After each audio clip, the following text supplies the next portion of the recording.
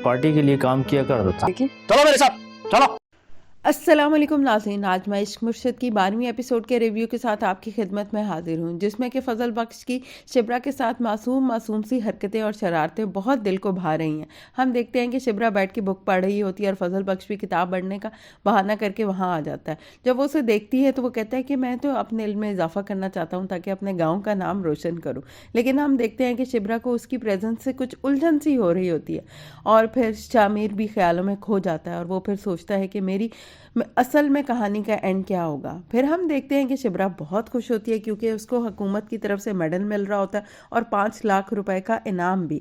लेकिन उसको ये नहीं पता होता कि ये इनाम किसकी वजह से उसको मिल रहा है, क्योंकि हम देखते हैं कि फजल बख्श जो है वो फ़ोन करके कहता है कि एजुकेशन मिनिस्टर जो भी है उससे कहो कि इसके मेडल के साथ इसको कुछ पैसे भी दे दें।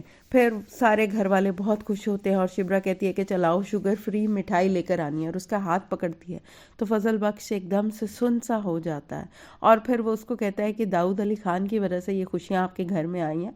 आपको उनसे मिले बगैर उनको बुरा भला नहीं कहना चाहिए और आपको देखना चाहिए कि वो कैसे इंसान है। फिर हम देखते हैं कि सकीना जो है वो उसके पास आती है और बोलती है कि आप कब शिब्रा को बताएंगे कि आप उनको पसंद करते हैं और उनसे मोहब्बत करते हैं। लेकिन वो कहता है कि मैंने सोचा हुआ है, वक्त आएगा तो तभी मैं करूँगा। फिर सुकैना जो है वो शिब्रा के पास जाती है और कहती है कि वो जहनी तौर पे बीमार हैं, तुमने साइकोलॉजी पढ़ी हुई है, तुम उनका इलाज कर दो, उसकी हेल्प कर दो। फिर हम देखते हैं कि फजल बख्श ड्रामा करता है बीमारी का, वो शिब्रा की अटेंशन लेने का कोई भी मौका हाथ से जाना नहीं देता और शिब्रा उसके पास आती है और उसे कहती है कि तुम मुझे ट्रस्ट कर सकते हो, अगर तुम्हारे दिल पे कोई बोझ है तो मुझे बता दो। वो कहता है हाँ मैं बहुत बीमार हूँ, मेरे दिल पे बोझ है, मेरा दम घुट रहा है और सर पे उसने एक दुपट्टा बांधा हुआ होता है। शिब्रा उसे कहती है ये बहुत फेक लग रहा है, ये उतार दो। वो कुछ कुछ समझ तो रही होती है ये ड्रामा कर रहा है। फिर हम देखते हैं कि शिब्रा जो है वो फजल बख्श बाहर जाते हैं। फिर वो पूछती है कि बताओ उसका नाम क्या है, तो वो कहता है कि मैं आपको बहुत जल्द बता दूंगा, उसका नाम सोनी है, मैं उसको सोनी कहता हूँ वगैरह वगैरह।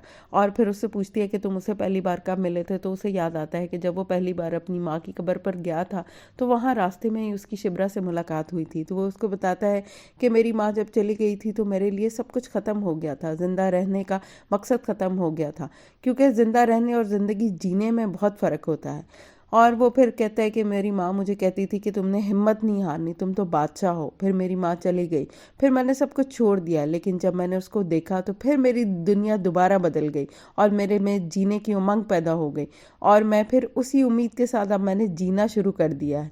वो कहती है कि अच्छा ठीक है, तुम्हारी अच्छी है लव स्टोरी, अब मैं देखूंगी कि मैं किस तरह से तुम्हें उससे मिलवा सकती हूँ। फिर हम देखते हैं कि फजल बख्श अपने बाप को फ़ोन करके कहता है कि आपने एक अवार्ड सेरेमनी में जाना है और वहाँ पे आपने एक लड़की, उसका नाम शिब्रा है, जिसको अवार्ड देना है, आप उसके साथ बड़े अच्छा सलूक कीजिएगा और अच्छी तरह से पेश आइएगा। उसका बाप भी सोचता है कि नाम भी कुछ अजीब है और ये मेरा बेटा क्यों इतना इंटरेस्ट ले रहा है, लेकिन उसे समझ नहीं आती और वो हामी भर लेता है।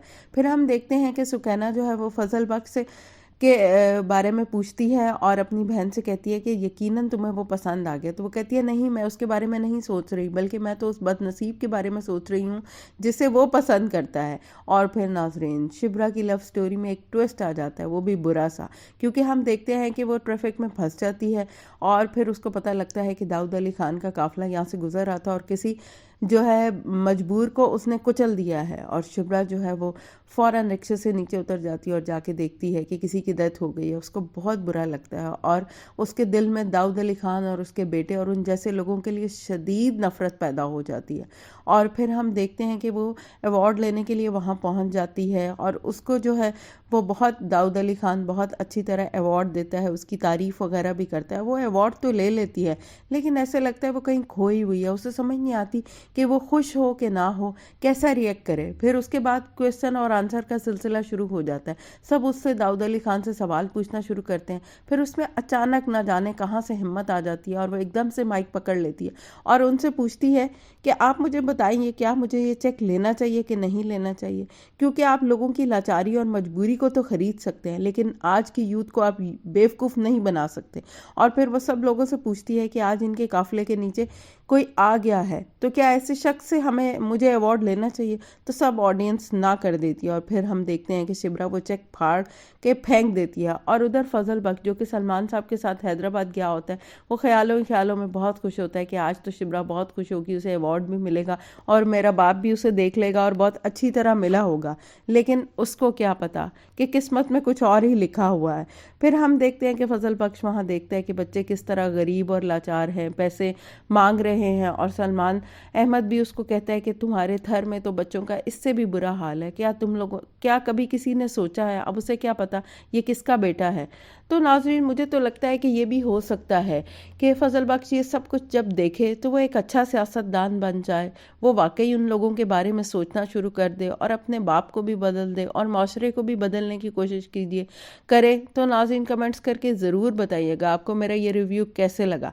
तो चलिए नाज़रीन, अब नेक्स्ट प्रोमो का भी रिव्यू कर लेते हैं, जिसमें कि हम देखते हैं कि फुप्पी आती है सुकैना के घर और उसकी माँ को कहती है कि एक बात कहूँ तो बुरा मत बनाना, और माँ उसको कहती है पहले आपने कभी कोई अच्छी बात की है?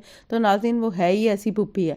फिर हम देखते हैं कि शिब्रा के साथ तो बहुत ही बुरा होता है, क्योंकि शिब्रा ने उनका चेक फाड़ के फेंक दिया होता है और बुरा भला कहा होता है। अब जाहिर है उसको ये इसका बदला तो ज़रूर मिलेगा।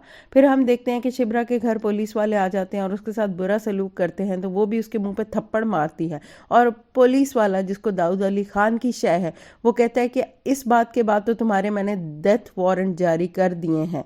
और फिर वो पुलिस वाला दाऊद अली खान को रिपोर्ट देता है कि मैंने उनकी बेटी को जो है लॉकअप में बंद कर दिया है। और वो फिर पूछता है वो किसकी बेटी है, तो वो बताता है कि वो सलमान अहमद की बेटी है, जो कि एक ज़माने में आपकी पार्टी के लिए काम करता था। फिर हम देखते हैं कि जो है फजल बख्श वो शिब्रा को देखने लॉकअप में पहुंचता है तो उसका दिल मुट्ठी में आ जाता है, वो बर्दाश्त ही नहीं कर सकता कि शिब्रा के साथ इतना बुरा हो। लेकिन मुझे नाज़रीन अब लगता है कि फजल बख्श की असलियत सामने आने वाली है, क्योंकि फजल बख्श अब जो है वो शिब्रा को लॉकअप से निकलवा देगा और फिर मेरा ख्याल है कि शिब्रा को पता चल ही जाएगा कि असल में कौन है। तो नाज़रीन, देख लें कि शिब्रा जैसे इंसान जो इतने ब्रिलियंट हैं, इतने अच्छे हैं, उनके साथ भी इतना बुरा हो सकता है कि सिर्फ उसने उनकी गलतियों की निशानदेही की है और अवार्ड नहीं लिया या चेक फाड़ दिया। उसका बदला उसको इस सूरत में मिला है, ज़िल्लत की सूरत में, कि उसको पकड़ के लॉकअप में बंद कर दिया जाता है, हालांकि उसका तो कोई भी गुनाह या कसूर नहीं है। तो नाज़रीन, शिब्रा असल में पाकिस्तानी आवाम को प्रेजेंट कर रही है। यहाँ पे ऐसा ही होता है, अमीर जो है हमेशा गरीबों के साथ ऐसा ही करते हैं, ताकतवर हमेशा अपनी ताकत का इस्तेमाल करते हैं और गरीबों को रोंदने और कुचलने की कोशिश करते हैं। तो नाज़रीन, कमेंट्स करके ज़रूर बताइएगा आपको मेरा ये रिव्यू कैसा लगा और अब आगे फजल बख्श और शिब्रा की लव स्टोरी में क्या होने वाला है। आपको लगता है कि जब उसकी असलियत सामने आ जाएगी तो शिब्रा फिर उसका साथ देगी या उसको पसंद करेगी, या उसके जज्बात जो उसके लिए अब उभर चुके हैं क्या वो ख़त्म हो जाएंगे? तो प्लीज़ नाज़रीन, दुआओं में याद रखिएगा और प्लीज़ लाइक कर दिया करें, सब्सक्राइब करें और शेयर कर दिया करें। अच्छा नाज़रीन, अब मैं चलती हूँ, दुआओं में याद रखिएगा। अल्लाह हाफ़िज़।